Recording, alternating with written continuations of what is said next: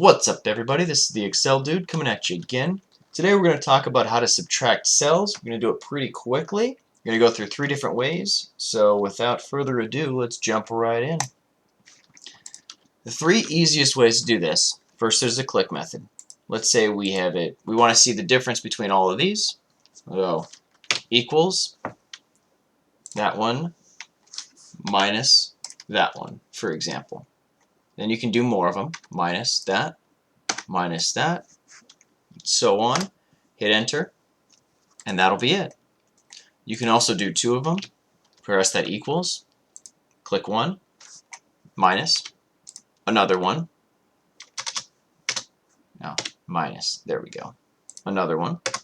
You can pick whichever ones you want. And anytime you change this, so if we make this 946, this will adjust, and so will the other one. 946. There you go. So they'll follow all that good stuff. So there's the click method. You can do it by row.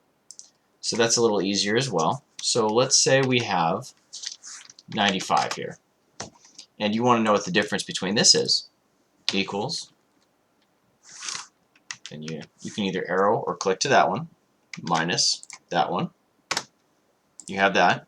And you can just drag this down. There you are.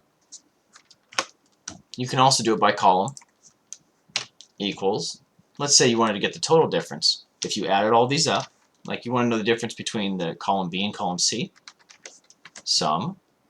So we'll add these, take the total, equals sum, right there.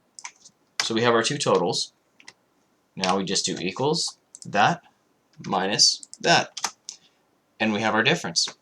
So that's some easy ways to subtract. It's going to give you all the info you really need, and they will update whenever you have the totals. So if this helped you, or if any of the content's helping you here, please hit that subscribe button, and I will see you in the next lesson. Have a good one.